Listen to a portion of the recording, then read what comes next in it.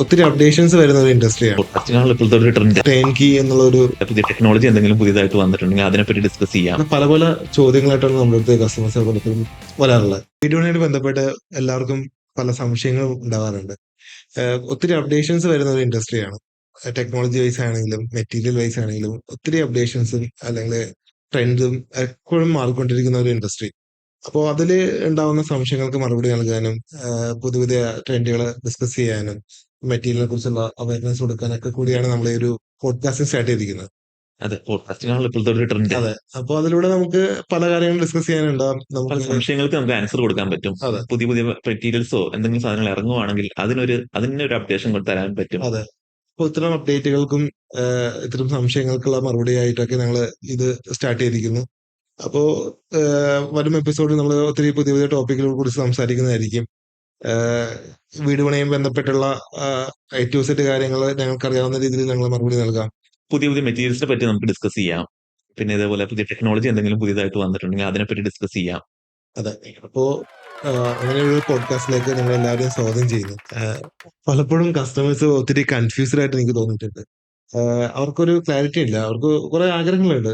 മനസ്സിലൊരു വീട് സ്വപ്നം കാണുന്നുണ്ട്. ആ വീട് ആരെക്കൊണ്ടായിരിക്കും ഡിസൈൻ ചെയ്യിക്കേണ്ടത്? കൺസ്ട്രക്ഷൻ ആരെ ഏൽപ്പിക്കണം?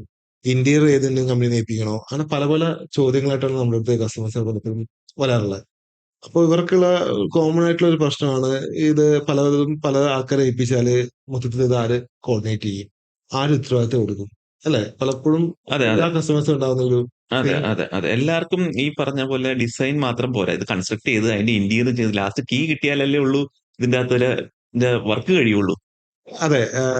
അതിൽ തന്നെ എല്ലാ കസ്റ്റമേഴ്സിനും ഇപ്പോൾ സമയം വളരെ വിലപ്പെട്ട. എല്ലാവരും ഒട്ടുമിക്ക ആളുകളും ജോലി അതെ അതെ ജോലി തിരക്കുള്ള ആളുകൾ അതെ തന്നെയാണ്. അപ്പൊ അവർക്ക് പല പല ആളുകളോട് കോർഡിനേറ്റ് ചെയ്യുക എന്നുള്ളത് വളരെ ബുദ്ധിമുട്ടുള്ള കാര്യമാണ്. പലപ്പോഴും ചില ആളുകളെങ്കിലും ഒരു ഡിസൈനറെ അല്ലെങ്കിൽ ആർക്കിടെക്റ്റിനെ വരക്കാൻ ഏൽപ്പിച്ചിട്ട് കൺസ്ട്രക്ഷൻ വേറെ ഒരു ലോക്കൽ കോൺട്രാക്ടറെ ഏൽപ്പിക്കുന്നു. ഇന്റീരിയർ ആവുന്ന സമയത്ത് വേറെ ഏതെങ്കിലും കമ്പനികളെ ഇന്റീരിയർ ഏൽപ്പിക്കുന്നു. ബാക്കിയുള്ള വർക്കുകളെല്ലാം പല പല ചെറിയ ചെറിയ കോൺട്രാക്ടേഴ്സിനെ ഏൽപ്പിച്ചായിരിക്കും അവർ മുന്നോട്ട് പോകുന്നത്. അപ്പോൾ ഉണ്ടാകുന്ന മെയിൻ പ്രശ്നം എന്ന് വെച്ചാല് ഫിനിഷിങ്ങോട് അടുക്കുമ്പോഴും പല കാര്യങ്ങളും ഇവർക്ക് ഒത്തിരി ഹെഡേക്ക് ആയിട്ട് വരാറുണ്ട്.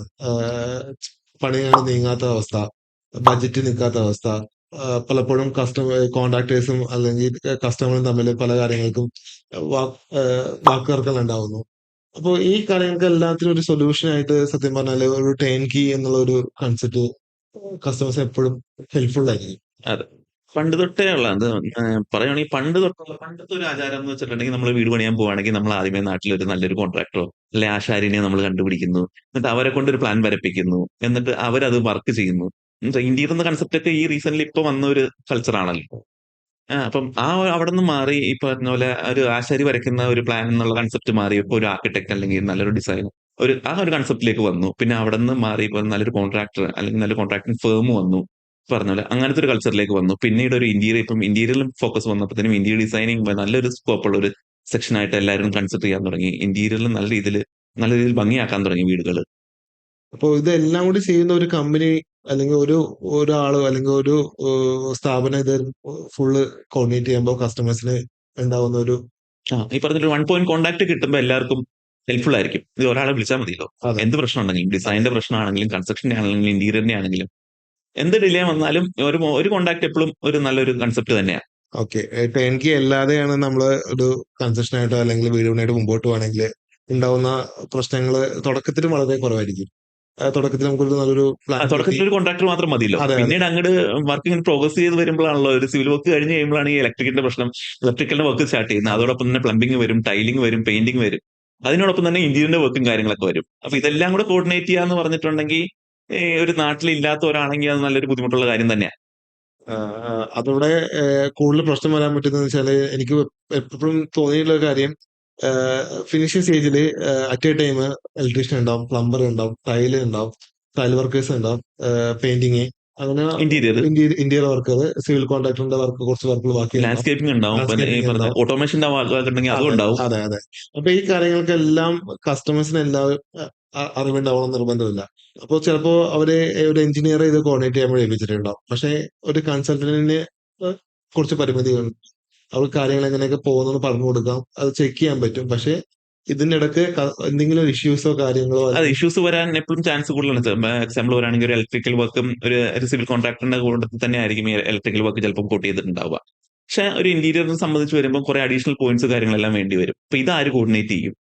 അങ്ങനത്തെ പ്രശ്നങ്ങൾ വരാം. പിന്നെ ചിലപ്പം ഒരു ഇന്ത്യയിൽ ചെയ്തു വരുമ്പോൾ ചിലപ്പോൾ ഒരു പോയിന്റ് അങ്ങോട്ടും ഇങ്ങോട്ടും വ്യത്യാസം വന്നിട്ടുണ്ടാവും. ഇതാര് കോർഡിനേറ്റ് ചെയ്യും? മറ്റേ ടൈഡ് വർക്ക് വരുമ്പോഴും അങ്ങനെ അങ്ങനെ പ്രശ്നങ്ങൾ നിരവധിയാണ്. ഇപ്പൊ ഫിനിഷിംഗ് സ്റ്റേജിൽ വരുമ്പോൾ മാത്രമേ ഇത് അറിയുള്ളൂ. ആദ്യമൊന്നും ഒരു കുഴപ്പമുണ്ടാവില്ല. അതെ അതെ. അപ്പൊ ഈ പറഞ്ഞ പ്രശ്നങ്ങൾക്കെല്ലാം സൊല്യൂഷൻ ആയിട്ടാണ് നമ്മൾ ടേൺകീ എന്നുള്ള ഒരു കൺസെപ്റ്റ് കൊണ്ടുവന്നിരിക്കുന്നത്. അപ്പോൾ അതിലുള്ള ഏറ്റവും വലിയ പ്രത്യേകത എന്ന് വെച്ചാൽ കസ്റ്റമർ അപ്പോൾ ഒരാളെ വിളിച്ചാൽ മതി. വൺ പോയിന്റ് ഒരാൾ കോൺടാക്ട്. വിളിച്ചാൽ മതി എന്നല്ല, വൺ പോയിന്റ് ഒരാളുണ്ട് ഇതിനകത്ത് കോൺടാക്ട്. പ്രശ്നം സോൾവ് അതെ ചെയ്യാനായിട്ട്. അതെ. മറ്റെവിടെ പ്രശ്നം സോൾവ് ചെയ്യാനായിട്ട് ഒരാളില്ല. അതെ. അപ്പൊ എന്തെങ്കിലും കൺസേണോ അല്ലെങ്കിൽ എന്തെങ്കിലും കാര്യങ്ങൾ അറിയണമെന്നുണ്ടെങ്കിലോ അല്ലെങ്കിൽ എന്തെങ്കിലും കൺഫ്യൂഷൻസ് ഉണ്ടായാലോ ഒരാളോട് കമ്മ്യൂണിക്കേറ്റ് ചെയ്യുക.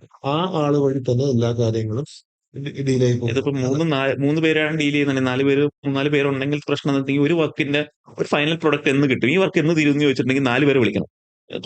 സിവിൽ കോൺട്രാക്ടറെ വിളിക്കണം, ഓട്ടോമേഷൻ ഉണ്ടെങ്കിൽ അവരെ വിളിക്കണം, ഇപ്പൊ ഇന്റീരിയർ വർക്ക് ചെയ്യുന്നുണ്ടെങ്കിൽ അവരെ വിളിക്കണം. ഇവർ 3 പേരും കൂടെ ചേർത്ത് ഒരു ആൻസർ പറയാന്ന് പറഞ്ഞിട്ടുണ്ടെങ്കിൽ അത് നല്ലൊരു ബുദ്ധിമുട്ടാണ്. അതെ.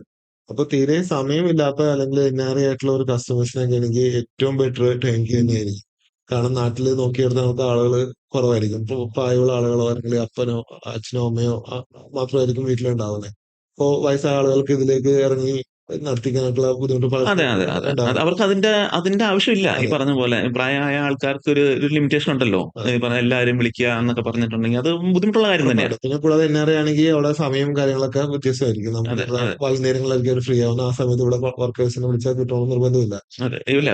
അതുപോലെ എല്ലാരും കിട്ടണം. എല്ലാവരെയും കിട്ടണം. ഈ പറഞ്ഞ സിവിലിന്റെ ആൾക്കാരെ കിട്ടണം, ഇന്ത്യന്റെ ആളെ കിട്ടണം. അതെ, അതെ.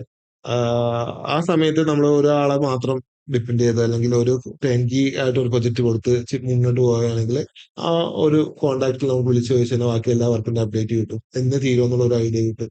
എത്ര കോസ്റ്റ് ആവുന്നുള്ള ഒരു ഐഡിയ കിട്ടും. ബാക്കി കോസ്റ്റും ഇതിനകത്തൊരു പ്രശ്നമാണ്. ഈ അതെ, പറഞ്ഞ പോലെ ഒരാള് ഒരു വർക്ക് ചെയ്യുന്നു, അതിനോടനുബന്ധിച്ച് ബാക്കി വർക്ക് മറ്റേ ആളും കൂടെ ചെയ്താലേ ഇത് ഫിനിഷായി അടുത്ത പരിപാടിയിലേക്ക് പോവുള്ളൂ. അതെ. അപ്പോ നമുക്ക് മുൻകൂട്ടി നിശ്ചയിച്ച ഒരു ബഡ്ജറ്റിൽ തന്നെ നമുക്ക് വീട് ബഡ്ജറ്റും ടൈമും. ടൈമിൽ നമുക്ക് കംപ്ലീറ്റ് ചെയ്യാൻ പറ്റും. അതുകൂടാതെ നമുക്ക് ആഫ്റ്റർ കംപ്ലീഷൻ ഒരു മെയിന്റെനൻസോ അല്ലെങ്കിൽ എന്തെങ്കിലും പ്രശ്നമോ ഒരു ക്രാക്കോ കാര്യങ്ങളോ അല്ലെങ്കിൽ ഇതോ വന്നു കഴിഞ്ഞാല് നമുക്ക് ഒത്തിരി പല പല ആൾക്കാരെ വിളിച്ച് ബുദ്ധിമുട്ടിക്കേണ്ട അതെ, കാര്യമില്ല. അതെ, അതെ, അതില് പലപ്പോഴും സംഭവിക്കുന്നത് വെച്ചാല് ഉത്തരവാദിത്തം ആരും എടുക്കില്ല.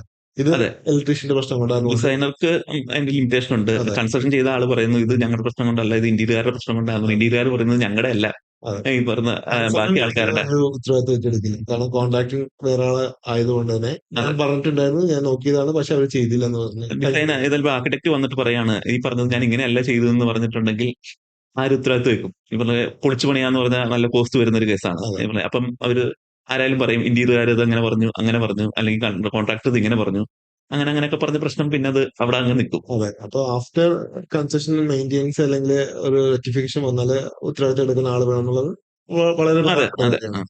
ടേൺകീയിലേക്ക് വരുമ്പോൾ നമുക്ക് അത് ഒരാൾ തന്നെ നമുക്ക് കോൺടാക്ട് ചെയ്താൽ മതി. ആഫ്റ്റർ സർവീസ് ആയാലും നമുക്ക് ഒരു കമ്പനിനെ അല്ലെങ്കിൽ ഒരു ആദരങ്ങൾ കൺസ്ട്രക്ഷൻ അല്ലെങ്കിൽ കാര്യങ്ങളെല്ലാം ചെയ്തത് ആ കമ്പനി തന്നെ വിളിച്ചു കഴിഞ്ഞാല് ഈ എന്ത് തന്നെ ആയാലും ഉത്തരവാദിത്തത്തോടെ അവർ ചെയ്തു തന്ന് തീർത്തു കൊടുക്കും. അതെ. അപ്പൊ അത് കസ്റ്റമറെ സംബന്ധിച്ചിടത്തോളം വലിയൊരു വലിയൊരു സഹായം. ഒരു ഹെൽപ്പ് തന്നെയാണ്. ഇതെന്നല്ല, ഒരു സർവീസ് തന്നെയാണത്. അതെ, ഇപ്പൊ എക്സാമ്പിൾ പറയുവാണെങ്കിൽ ഒരു നമ്മുടെ കിച്ചണിന്റെ അകത്ത് ഒരു പൈപ്പിൽ ലീക്ക് വന്നിട്ട് അവിടുന്ന് ലീക്കായി ഈ ബാക്കി കബോർഡ് വർക്ക് കാര്യങ്ങളെല്ലാം വന്നു. അതിനകത്ത് ലീക്കായി ചെറിയൊരു പ്രശ്നമായിട്ടുണ്ടെങ്കിൽ ഇന്റീരിയർ പറയും പൈപ്പ് ലീക്ക് ആയതിന്റെയാണെന്ന്. മറ്റവര് പറയും നല്ല പ്ലൈവുഡ് ഉപയോഗിക്കാത്തത് കൊണ്ടാണ് ലീക്ക് വന്നതിന് പ്രശ്നമല്ല, ലീക്കിന്റെ അല്ലെന്ന് പറയുന്നത്. അത് അങ്ങോട്ട് തട്ടി ഇങ്ങോട്ട് തട്ടി ലാസ്റ്റ് അതെ, കസ്റ്റമറിന് ഒരു സൊല്യൂഷൻ കിട്ടുന്നില്ല. ഇത് അതെ. ആര് ശരിയാക്കും എന്നുള്ളതിനൊരു ആൻസർ ഇല്ല. ഈ മനസ്സിലായില്ല. പറഞ്ഞ രണ്ട് ടീമും കൂടെ വന്നാലേ ഇതിനൊരു ഫൈനൽ ഒരു സൊല്യൂഷൻ കിട്ടുള്ളൂ. അതെ, അതെ.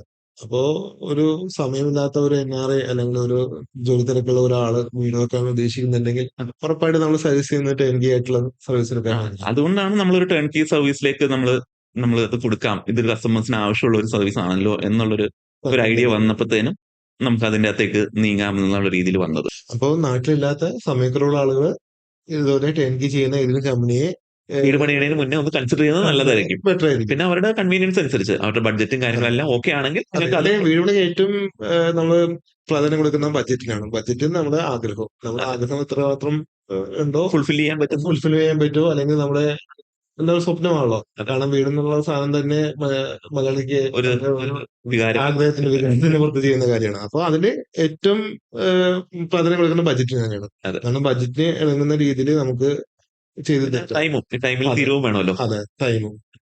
അപ്പോ എൻ്റെ ഒരു അഭിപ്രായം അത് തന്നെയാണ്. നമുക്ക് സമയക്കുറവുണ്ടോ അല്ലെങ്കിൽ നമുക്ക് അതിൽ കൂടുതൽ ഇൻവോൾവ് ചെയ്യാനുള്ള പ്രശ്നങ്ങൾ ഉണ്ടെങ്കിൽ തീർച്ചയായിട്ടും ഒരു കമ്പനിയെ ടേൺ കീ കൺസിഡർ ചെയ്യാം. സർവീസും കൂടെ കൺസിഡർ ചെയ്യുന്നത് കൺസിഡർ നല്ലതായിരിക്കും. ചെയ്യാം. അതെ, ട്രഡീഷണൽ രീതിയിൽ പോകുന്നതിനേക്കാൾ നല്ലത് കുറച്ചും കൂടി ബെറ്റർ ഒരു ഓപ്ഷൻ ഒരു ടേൺ കീ കമ്പനിക്ക് കൊടുക്കുന്നത് തീർച്ചയായും കൂടെ കൺസിഡർ ചെയ്യുന്നത് നല്ലതായിരിക്കും. തീർച്ചയായും. അപ്പോൾ നമുക്ക് വ്യത്യസ്തമായ വേറൊരു ടോപ്പിക്കിലൂടെ അടുത്തൊരു എപ്പിസോഡിൽ അതെ. നമുക്ക് കാണാം. അടുത്ത എപ്പിസോഡിൽ ഇതിലും വെറൈറ്റി ആയിട്ട് ഒരു ടോപ്പിക്കായിട്ട് നമുക്ക് ഒന്നുകൂടെ കാണാം.